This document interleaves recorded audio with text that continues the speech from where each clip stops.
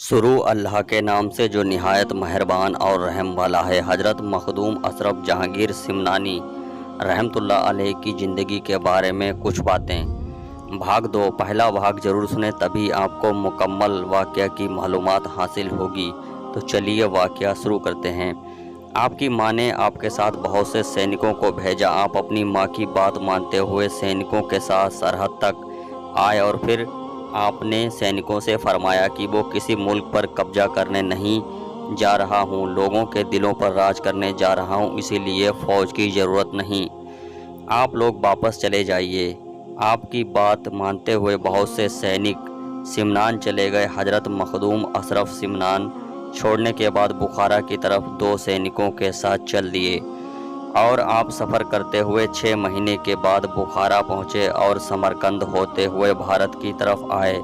यहाँ उनकी मुलाकात मखदूम जलालुद्दीन बुखारी से हुई, जो जहानिया जहान गश्त के लक़ब से मशहूर थे। उनसे फैज़ हासिल करने के बाद उन्होंने बताया कि हज़रत शेख अलाउद्दीन पांडवी जो पश्चिम बंगाल में हैं, उनका इंतज़ार कर रहे हैं। 3 दिन के बाद वो पीर हज़रत अलाउद्दीन से मिलने निकल पड़े। सैयद अशरफ जहांगीर जंगल नदियों को पार करते हुए आगे बढ़ रहे थे। इसके बाद आप लाहौर पहुँचे। वहाँ पर दातागंज बख्श की दरगाह पर पहुंचकर क़याम किए और आपने उनसे भी फैज़याब हासिल किया। दोस्तों, आपको एक बात बता दूं कि जो शख्स खुद को अल्लाह की राह में पीर व मुर्शिद की खिदमत में फ़ना हो जाता है, अल्लाह उसे बहुत अजीम मर्तबा अता कर देता है। कुरान पाक में अल्लाह इरशाद फरमाता है कि सुनो लोगों, तुम में से जो वही अल्लाह के कुर्ब को हासिल करेगा जो कि मुत्तकी और परहेजगार है। उसके बाद हज़रत मखदूम अशरफ ने 4 साल तक अपने मुर्शिद की खिदमत की। इसके बाद एक दिन आपको मुर्शिद ने बुलाया और फरमाया कि आप जौनपुर जाएं।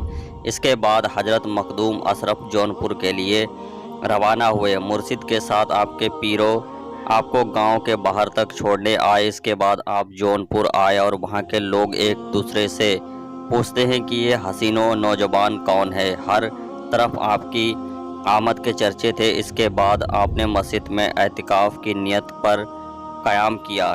डॉक्टर सैयद की आप 15 साल तक हिजरत में रहे, यानी 760 हिजरी तक आप मक्का शरीफ, मदीना शरीफ, शाम, मिस्र जैसे मुल्कों में रहे। मक्का शरीफ में आपकी मुलाकात हज़रत अब्दुल साफ़ई यमनानी रहमतुल्लाह अलैह से हुई। आप उस वक्त बलिए कामिल दरवेश थे। हज़रत यमनी रहमतुल्लाह अलैह की मजार शरीफ मक्का में यह हज़रत मखदूम अशरफ की शान यह थी कि आप जिस महफिल में भी जाते, उस वक्त के बड़े से बड़े औलिया अल्लाह आपकी ताजीम के लिए उठकर खड़े हो जाते। ये देखकर उस वक्त के मशहूर औलिया हज़रत सैयद हमदानी रहमतुल्लाह अलैह सोचने लगे कि ये मुजाहिद किस मर्तबे का होगा जिसका अदब हरम के औलिया अल्लाह कर रहे हैं। मिस्र में एक पहाड़ है, वहाँ उस वक्त के औलिया इकराम चिल्ला किया करते थे, जिससे उनके दर्जे बुलंद होते थे। हज़रत मखदूम अशरफ ने भी वहाँ 40 दिन का चिल्ला किया। इसके बाद आपके मर्तबे को अल्लाह ने और भी बुलंद किया।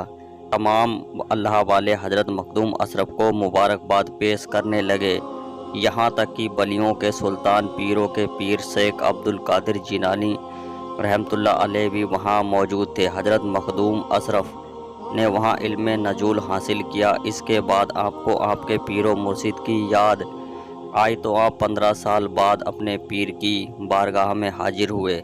उस वक्त पीर की बारगाह में रहने के बाद हज़रत मखदूम अशरफ रहमतुल्लाह अलैह 764 हिजरी में दूसरा हज करने वहाँ गए।